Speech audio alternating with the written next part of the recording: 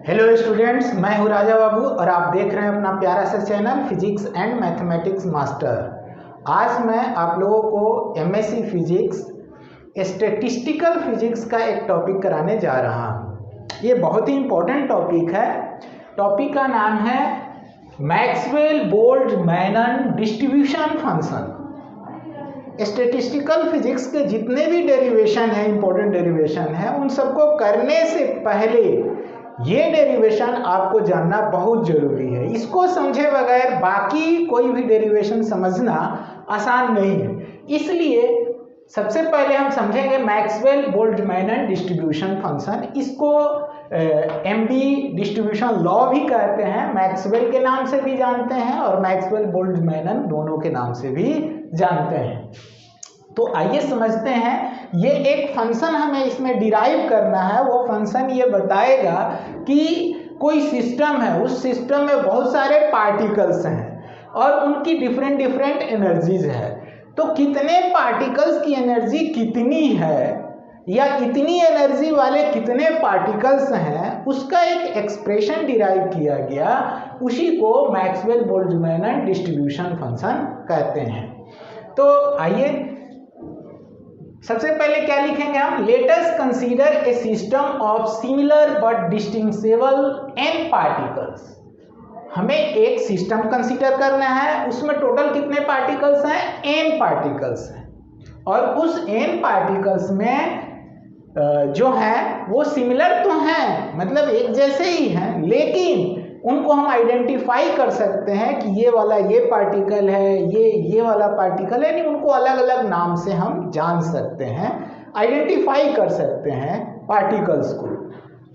इसलिए लिखा गया कि let us consider a system of similar but distinguishable n particles. हमने n पार्टिकल्स ले लिए।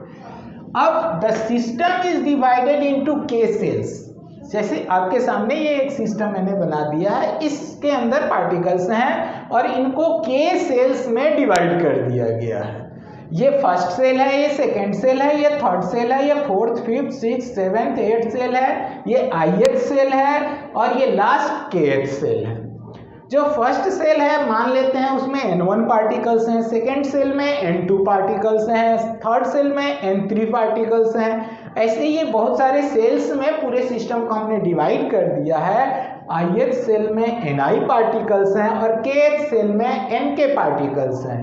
अब हमें क्या एक और चीज यहाँ पर क्या देखना है कि जो ये n1 पार्टिकल्स हैं फर्स्ट सेल में, सबकी एनर्जी E1 है। जो ये n2 पार्टिकल्स हैं सेकेंड सेल में, सबकी एनर्जी E2 है। और जो ये थर्ड सेल में n3 पार्टिकल्स हैं, सबकी एनर्जी E3 है। इसी तरह ith सेल में ni पार्टिकल्स हैं और वो सारे पार्टिकल्स की एनर्जी ei है। और जो ये kth सेल है उसमें nk पार्टिकल्स हैं और उन सबकी एनर्जी ek। तो हमें यही निकालना है कि अगर ये ni पार्टिकल्स हैं जिनकी एनर्जी सबकी ei है, तो ये ni को ei के टर्म्स में कैसे एक्सप्रेस करेंगे। यानी हमें किसी भी सेल की अगर एनर्जी पता है तो उस सेल में कितने पार्टिकल्स हैं उसको कैसे डिराइव करेंगे। उसी का जो फंक्शन हम डिराइव करेंगे वो मैक्सवेल ने सबसे पहले डिराइव किया था और बोल्ट्जमैन ने भी, दोनों ने एक दूसरे की मदद से की थी। तो इसीलिए इसका नाम मैक्सवेल बोल्ट्जमैन डिस्ट्रीब्यूशन फंक्शन के नाम से जाना जाता है। तो आइए देखते हैं। Let us consider a system of similar but distinguishable n particles. The system is divided into k cells 1 2 3 ik। There are n1 n2 n3 ni nk particles in these cells. ये जो सेल्स हैं इसमें कितने कितने particles हैं with energies, और उनकी energies कितनी कितनी हैं रेस्पेक्टिवली। तो जैसे कि आपने देखा कि इसमें टोटल कितने पार्टिकल्स हैं, n पार्टिकल्स हैं। तो ये n इक्वल टू क्या हो जाएगा, देयरफॉर n इक्वल टू हो जाएगा n1 plus n2 plus n3 plus dash dash plus ni plus dash dash dash plus nk। ये टोटल नंबर ऑफ पार्टिकल्स सम करके किसके बराबर आएगा, n के। इसको हम सिंबॉलिक रिप्रेजेंटेशन में सिग्मा Ni लिख सकते हैं। सिग्मा Ni का मतलब ही हुआ N1 plus N2 plus N3। यहाँ I equal to 1 to K आप लिख सकते हैं, ना भी लिखें तो उसका वही मतलब होता है। इसको हम सिंपली सिग्मा Ni भी लिख देते हैं तो भी इसका मतलब वही समझा जाता है कि इन सबका सम, और ये टोटल कितना होगा, n के बराबर होगा। ये आपको समझना है कि ये n की वैल्यू इतनी हो गई। तो ये जब n की वैल्यू इतनी हो गई तो ये n जो है नंबर ऑफ पार्टिकल्स इसमें जो है वो कांस्टेंट है, वो फिक्स है कि इसमें कितने पार्टिकल्स हैं ये फिक्स है, ये कांस्टेंट है। तो n इक्वल टू ये सिग्मा Ni, ये हमारा एक इक्वेशन हो गया। n equal to sigma Ni, ये हमने एक इक्वेशन यहाँ पर मान लिया। U equal to total energy of the system, total energy of the system is U equal to, तो total energy of the system कितना होगा, तो U इक्वल टू मान लेते हैं कि इसमें N1 पार्टिकल्स हैं और सबकी एनर्जी E1 है, तो इस सेल में जितने भी पार्टिकल्स हैं उनकी कितनी एनर्जी हो जाएगी, तो ये हो जाएगी N1 E1। उसी तरह सेकेंड सेल में जितने भी पार्टिकल्स हैं उन सबकी एनर्जी कितनी हो जाएगी, N2 E2। एक पार्टिकल की एनर्जी E1 है और इसमें N1 पार्टिकल्स हैं तो इनकी एनर्जी हो गई N1 E1। उसी तरह इसमें N2 पार्टिकल्स हैं और हर एक पार्टिकल की एनर्जी E2 है तो उसका क्या हो जाएगा, N2 E2। उसी तरह ये N3 E3 plus dash dash dash plus Ni EI plus dash lastly Nk Ek। तो इन सब का सम टोटल एनर्जी U होगा और इसको हम सिग्मा Ni EI भी लिख सकते हैं, I equal to 1 to K। यहाँ I लिखना जरूरी होता है, I equal to 1 to K लिखें या ना लिखें लेकिन I यहाँ देना जरूरी होता है। तो इसको हम ऐसे भी लिख सकते हैं, सिग्मा I Ni EI। ये हमारी टोटल एनर्जी हो गई और ये हमारा टोटल नंबर ऑफ पार्टिकल्स हो गया, जो कि दोनों ही कांस्टेंट हैं, n भी कांस्टेंट है और u भी कांस्टेंट है। n and u are constant, ये दोनों कांस्टेंट फिक्स हैं। ये उस सिस्टम में टोटल नंबर ऑफ पार्टिकल्स इतने हैं और उस सिस्टम की टोटल एनर्जी कितनी है ये फिक्स, ठीक है। तो अब हम निकालेंगे thermodynamic probability W। W equal to thermodynamic probability. अलग अलग बुक में इसको अलग अलग डेनोशन भी दिया जा सकता है, किसी बुक में P भी लिखा हुआ हो सकता है, उससे कोई मतलब नहीं है। W equal to thermodynamic probability होती क्या है, ये मेन पॉइंट है। तो ये होता है कि जो वो सिस्टम है जिसमें n पार्टिकल्स हैं और उसमें k सेल्स हमने लिया है, फर्स्ट सेल में N1 पार्टिकल्स, सेकेंड सेल में N2 पार्टिकल्स, तो वो जो पार्टिकल्स का उसमें डिस्ट्रीब्यूशन है वो कितने तरीके से हो सकता है, ये है total number of ways of placing n particles in K cells in such a way that there are N1 particles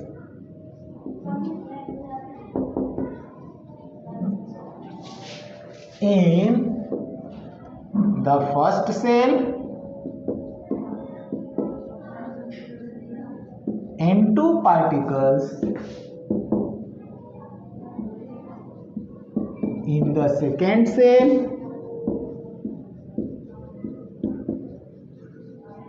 and so on। तो अगर फर्स्ट सेल में n1 पार्टिकल्स हैं, सेकेंड सेल में हमें n2 पार्टिकल्स रखने हैं और इसी तरह से करना है, तो total number of ways of placing n particles in k cells कैसे होगा। अगर ये k सेल्स का बाउंडेशन नहीं होता, n पार्टिकल्स को आपको रख देना होता पूरे सिस्टम में, तो total number of arrangement of n particles factorial n होता है, ये आप अच्छी तरह जानते हैं, फैक्टोरियल n। लेकिन अगर k सेल्स आ गया, n1 पार्टिकल्स को हमें फर्स्ट सेल में रखना है, n2 पार्टिकल्स को हमें सेकेंड सेल में रखना है, तो इसे हमें डिवाइड करना पड़ेगा n1 factorial into n2 factorial dash dash dash n के फैक्टोरियल से। जैसे इसको एक एग्जांपल से समझाता हूँ। मान लीजिए आपके पास टोटल नंबर ऑफ पार्टिकल्स 4 है और आपके पास 2 सेल हैं, ठीक है, ये 2 सेल है, इसमें हमें 3 पार्टिकल लेने हैं और इसमें 1 पार्टिकल लेना है। अगर ये कंडीशन नहीं होता, आपको 4 पार्टिकल्स का अरेंजमेंट करना होता, तो फैक्टोरियल 4 हो जाता। फैक्टोरियल 4 की वैल्यू 4 इंटू 3 इंटू 2 इंटू 1 आती है, जिसकी वैल्यू 24 आती है। 24 तरीके से हम 4 पार्टिकल्स को अरेंज कर सकते हैं। बट अगर हमें ये 2 कंटेनर दिए हुए हैं, 2 सेल दिए हुए हैं और 3 पार्टिकल यहाँ लेना है, 1 पार्टिकल यहाँ लेना है, तो आप कोई भी एक पार्टिकल को यहाँ लेंगे। जैसे मान लेते हैं A है, B है, C है, D है, E है। अगर इसमें से किसी A को हमने यहाँ लिया, तो sorry A B C D है, तो हमने अगर A को यहाँ ले लिया तो B C D को इसमें लेंगे। अब अगर हम B को यहाँ ले लेते हैं तो A C D को यहाँ लेंगे। तो इस तरह इसमें हमारे पास 4 तरीके बन जाते हैं। A को ले सकते हैं, या B को, या C को, या D को। तो इसमें 4 ही तरीके बनते हैं। बाकी जो 3 बचेंगे उसको तो इसमें लेना ही लेना है, ठीक है। तो हमारे पास कितने हो जाएंगे, नंबर ऑफ वेज कितने हो जाएंगे, तो 4 हो जाएंगे।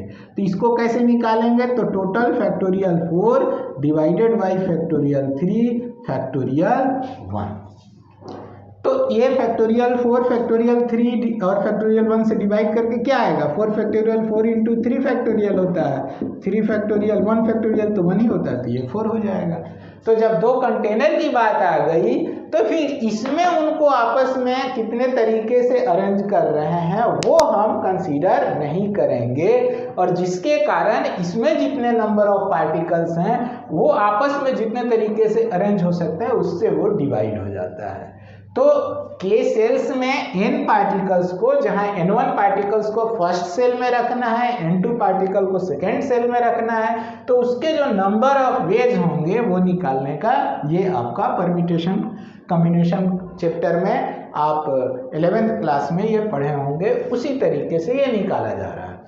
अब यहाँ पर जब मल्टीप्लाई में होता है तो जिस तरह सिग्मा एडिशन का सिंबल होता है, उसी तरह मल्टीप्लाई का भी एक सिंबल होता है, उसको इस तरह से डिनोट करते हैं। यहाँ I दे देंगे और n का ni का फैक्टोरियल, मतलब ये प्रोडक्ट में सारे टर्म है, तो इसको ni का फैक्टोरियल पाई i लिख सकते हैं। I equal to 1 to k इसका मतलब हुआ, और ये n का फैक्टोरियल है। तो ये हमारा W निकल गया। अब हम जो W है ये टोटल प्रोबेबिलिटी है, तो जो टोटल प्रोबेबिलिटी है ये भी फिक्स होती है, और इसकी जो मैक्सिमम वैल्यू होती है, टोटल प्रोबेबिलिटी की जो मैक्सिमम वैल्यू होती है वो अब हम निकालेंगे। तो उससे पहले हम क्या लेंगे, यहाँ पर लॉग लेंगे ताकि ये थोड़ा सिंपल हो जाए। तो लॉग जब लेंगे, लिखेंगे टेकिंग लॉग बोथ साइड्स, दोनों तरफ लॉग लेने पर। तो जैसे ही दोनों तरफ हम लॉग लेंगे तो log W equal to, divide में लॉग माइनस हो जाता है, तो log n factorial minus log product of n1 n2 n3 factorials. अब देखिए लॉग n फैक्टोरियल, तो इसको हम लिख सकते हैं log n factorial minus, product का रूल होता है, मान लेते हैं बहुत सारे टर्म्स हैं वो प्रोडक्ट में है, ये सारा है, ये पाई का मतलब क्या है, यहाँ पर जो हमने दिया है सिंबल ये प्रोडक्ट का है, मतलब ये सारे प्रोडक्ट में है, उनको हम इस तरीके से डिनोट करते हैं। तो जब ये चीज़ यहाँ लेंगे तो ये सारे प्रोडक्ट में है, तो लॉग जब प्रोडक्ट के में टर्म्स होते हैं उसका लॉग लिया जाता है तो वो सारे ऐड हो जाते हैं। तो ये क्या हो जाएगा, sigma i log ni factorial, यानी इसका मतलब हो गया log n1 factorial plus log n2 factorial plus log n3 factorial. जब इसका हम log लेंगे तो ये log n1 plus log n2 factorial plus log n3 factorial ये सारे प्लस में आ जाएंगे। तो इसलिए ये प्रोडक्ट का नोटेशन हटके क्या नोटेशन आ जाएगा, यहाँ सिग्मा आ जाएगा। तो सिग्मा हो गया ये log ni फैक्टोरियल। अब हम क्या करेंगे कि लॉग का एक फॉर्मूला होता है कि किसी भी टर्म्स का अगर फैक्टोरियल का, जैसे log x फैक्टोरियल आपको निकालना है, तो इसको हम लिख सकते हैं x log x minus x। इसको हम स्टिरलिंग्स फॉर्मूला कहते हैं, स्टिरलिंग्स फार्मूला। तो हम इस स्टिरलिंग्स फार्मूला की मदद से कोई बड़े नंबर का फैक्टोरियल का लॉग निकाल सकते हैं। फैक्टोरियल है और फिर उसका लॉग है, तो इसको निकालना बहुत टफ होगा, तो इसको स्टिरलिंग फार्मूला से निकालते हैं, जो एक अप्रोक्सीमेशन है, बिल्कुल 100% करेक्ट नहीं है, लेकिन 99.99% ये करेक्ट होता है। तो इस अप्रोक्सीमेशन को हम यूज करेंगे, स्टिरलिंग्स फार्मूला के नाम से इसको जाना जाता है। तो लिखेंगे यूजिंग स्टिरलिंग्स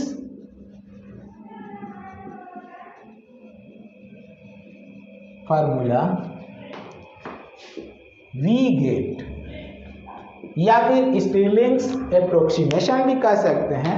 तो जब हम स्टिरलिंग्स फार्मूला यहाँ यूज करेंगे तो हमें क्या मिलेगा, log w इक्वल टू ये हो जाएगा n log n minus n, और ये हो जाएगा minus sigma ni factorial ni log ni minus ni, ये हो जाएगा। तो इसको हम लिख सकते हैं n log n minus n minus sigma ni log ni minus sigma ni। और आप याद कीजिए इक्वेशन 1 हमारा क्या था, sigma ni equal to n। Sigma ni का मतलब n1 plus n2 plus n3 plus nk, और वो सारा ऐड करके इसके बराबर होता है n के बराबर। तो ये क्या हो जाएगा, ये दोनों कट जाएंगे, तो क्या आ जाएगा n log n minus sigma ni log ni। क्यों, क्योंकि n इक्वल टू होता है सिग्मा ni, तो n equal to sigma ni होता है, तो ये सिग्मा ni n से कट गया, तो ये log w की वैल्यू आ गई। अब हम क्या करेंगे, दोनों तरफ डिफरेंशिएशन करेंगे। w की मैक्सिमम वैल्यू के लिए log w भी मैक्सिमम होना चाहिए, और log w की मैक्सिमम होने के लिए इसका डिफरेंशिएशन क्या होना चाहिए, 0 होना चाहिए। तो जब हम इसका डिफरेंशिएशन करेंगे, दोनों तरफ हम डेल्टा स्मॉल डिफरेंशिएशन का टर्म डेल्टा से भी डिनोट किया जाता है, तो हम दोनों तरफ डेल्टा लगाएंगे, जिसका मतलब स्मॉल चेंज भी होता है। ठीक है, तो for maximum value of W या thermodynamic probability, delta log W must be equal to 0। और डेल्टा लॉग W यहाँ से क्या आएगा, तो डेल्टा लॉग W तो इसमें भी आ जाएगा delta n log n minus delta sigma i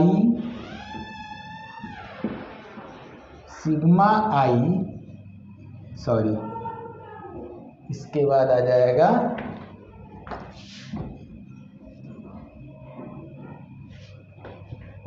sigma i delta ni log ni। तो ये delta log W equal to delta n log n minus sigma delta ni log ni आ गया। अब यहाँ गौर करेंगे कि ये जो है इसकी वैल्यू क्या होगी, 0 होगी। क्यों?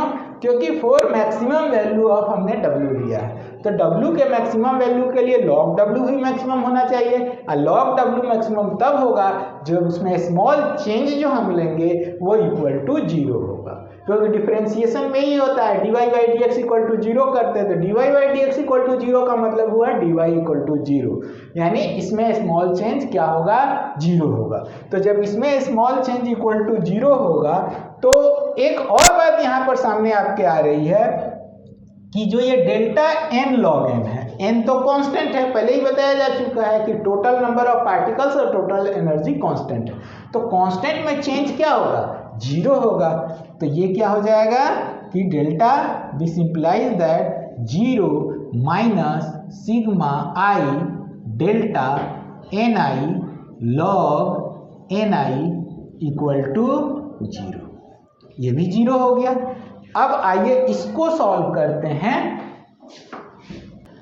तो अब हमें क्या मिला, तो अब हमें इससे क्या मिलेगा, इससे मिलेगा sigma i del ni log ni equal to 0। अब देखिए ये एक तरह का डिफरेंशिएशन है, ये दो फंक्शन है। अगर हम, आप लोग ऐसे समझिए कि जैसे y equal to u v है, तो dy बाई डी एक्स करते हैं तो इसको एक फॉर्मूला होता है u dv by d x plus v du by d x, जिसे हम प्रोडक्ट रूल कहते हैं। तो अगर dy बाई डी एक्स 0 है तो ये dx कट गया, तो ये dy इक्वल टू क्या हो गया, u dv plus v du। तो dy 0 मतलब u dv plus v du 0। अब यहाँ पर क्या है कि यहाँ पर y equal to u v है, ये है u और ये है v, ये हमारा u है और ये है हमारा v, और इसका डेल्टा मतलब ये dy समझिए, ये पूरा क्या है, ये y है जिसमें दो टर्म है, एक u है और एक v है। तो डेल u v, इसी तरह del y equal to u dv plus u del v plus v del u। देखिए यहाँ ध्यान से कि dy equal to u dv plus v du है, तो उसी तरह dy है तो यहाँ डेल y लिखेंगे तो u del v plus v del u। अब ये y क्या है, u v है, तो del u v equal to क्या हो गया, u del v plus v del u। ठीक है, ये है, ये चीज हमें करना है यहाँ। तो ये हमारा u है और ये हमारा v है, तो उसको यूज करेंगे तो ये क्या हो जाएगा, sigma i ni del log ni plus एक बार log ni बाहर आ जाएगा डेल ni, ये हो गया हमारा इक्वल टू 0। अब अगर हम log ni का डिफरेंशिएशन करेंगे तो इसका डिफरेंशिएशन होता है 1/ni डेल ni। जैसे मान लीजिए कि हमें यहाँ dy है, इसको हम dy by d x into D x लिख सकते हैं। तो इसी तरीके से अगर हमने लिखा है डेल log ni, तो इसको हम del log ni upon del ni into del ni लिख सकते हैं। अब ये हो गया d log x by d x, जो कि 1/x होता है, तो उसकी वैल्यू क्या हो जाएगी, 1/ni हो जाएगी। This implies that sigma i ni,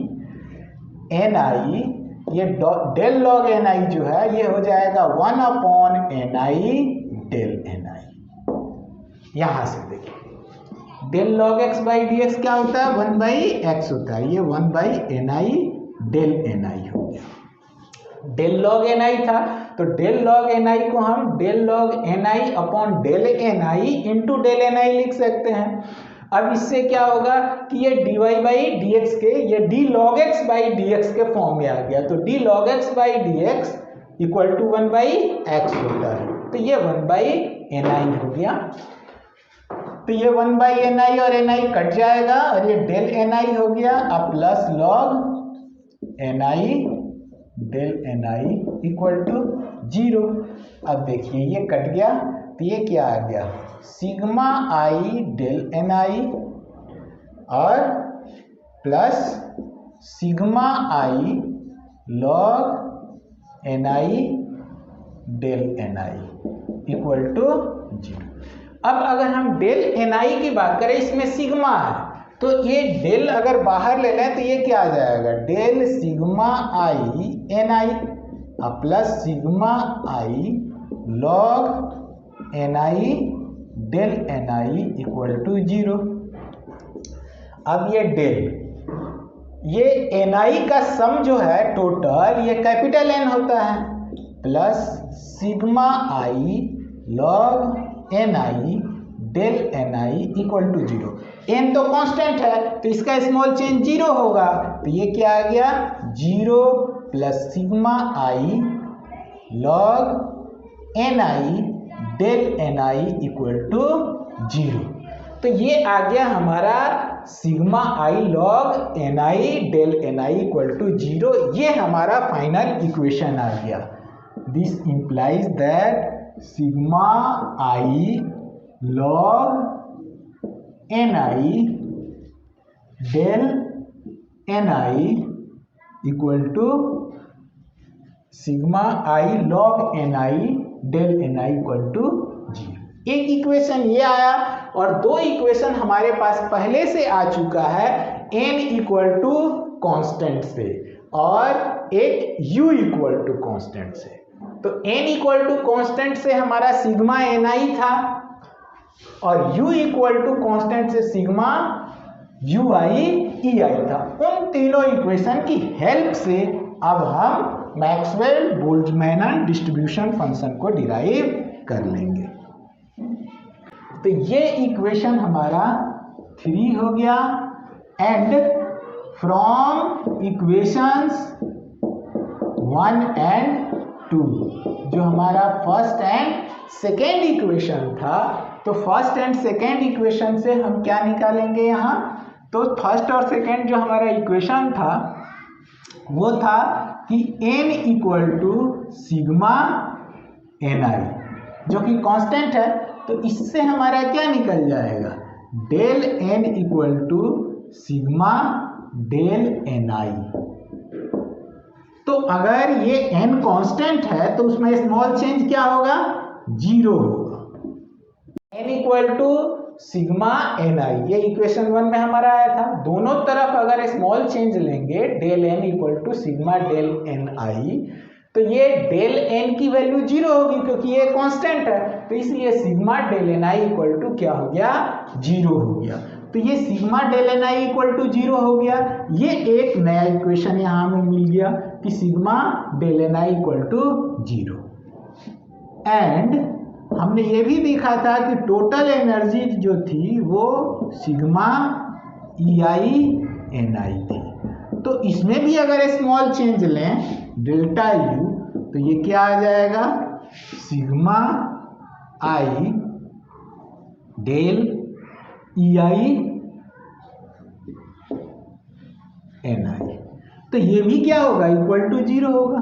क्यों इक्वल टू 0 होगा, इसलिए इक्वल टू 0 होगा क्योंकि जो टोटल एनर्जी है वो कांस्टेंट है, तो उसमें स्मॉल चेंज हम लेंगे तो क्या आएगा, इक्वल टू 0 आ जाएगा। तो डेल यू 0 हो जाएगा, तो sigma i del ei ni equal to 0।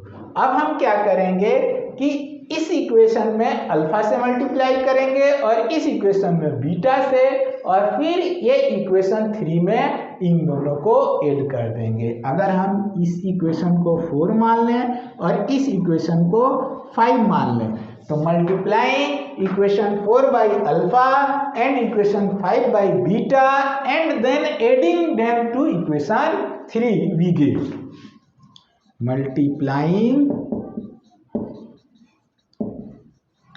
Equation 4 by alpha equation 5 by beta and then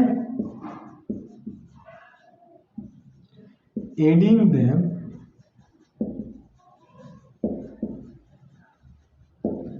to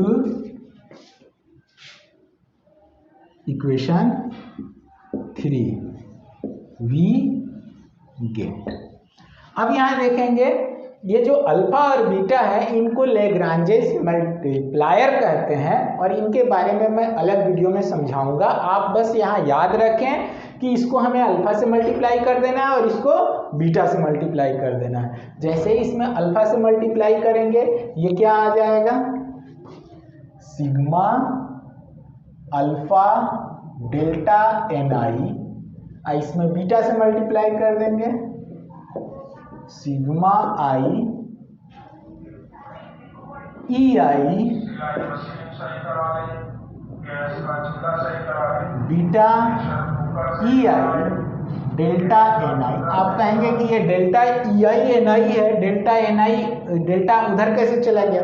तो जो किसी एक सेल की अगर हम बात करेंगे, ये ith सेल में एन आई पार्टिकल्स हैं, तो उस सेल में जितने भी पार्टिकल्स हैं सबकी एनर्जी सेम है ई आई। अगर फर्स्ट सेल की बात करें तो फर्स्ट सेल में जितने भी पार्टिकल्स हैं उनकी एनर्जी सेम है। तो दिए गए सेल के लिए जितने भी पार्टिकल्स हैं उनकी एनर्जी सेम है, इसलिए उसके लिए वो कांस्टेंट होगा, तो वो बाहर आ जाएगा, डेल्टा एन आई हो जाएगा।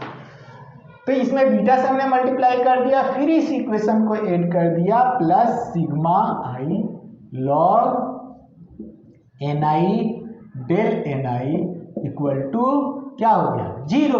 क्योंकि ये जीरो है तो इसमें अल्फा से मल्टीप्लाई करेंगे तो जीरो ही आएगा, ये जीरो है इसमें बीटा से मल्टीप्लाई करेंगे ये भी जीरो आएगा और वो भी जीरो है, तीनों को ऐड करके भी जीरो आएगा। और सबका डेल्टा एन आई अगर हम कॉमन ले लें, सिग्मा आई भी कॉमन ले लें, तो ये क्या आएगा, alpha plus beta E i plus log n i delta n i तो हमने कॉमन ले लिया, तो log n i beta E i plus log n I equal to zero. तो अगर ये वैल्यू यहाँ आ गया हमारा डेल्टा एन आई, तो ये डेल्टा एन आई भी हमने बाहर कॉमन ले लिया, सिग्मा भी सबका एक साथ ले लिया इक्वल टू जीरो। तो this implies that alpha plus beta E i plus log n I equal to zero. अब ये लॉग एन आई क्या हो जाएगा, तो ये लॉग एन आई जो है वो equal to minus alpha minus beta E I हो जाएगा। अब यहाँ से लॉग हटाएंगे तो ये एन आई कितना आ जाएगा, तो ये आ जाएगा e to the power minus alpha minus beta E I. इसका मतलब एन आई इक्वल टू क्या हो जाएगा, e to the power minus alpha e to the power minus beta E I. तो ये N I equal to 1/a e to the power minus beta E I is called Maxwell-Boltzmann distribution function, MB distribution function।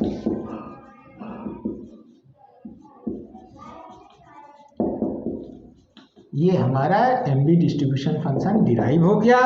और where ए क्या है, तो ए हमारा क्या है, तो where A equal to E to the power minus alpha को, sorry E to the power alpha को हमने क्या मान लिया, ए मान लिया।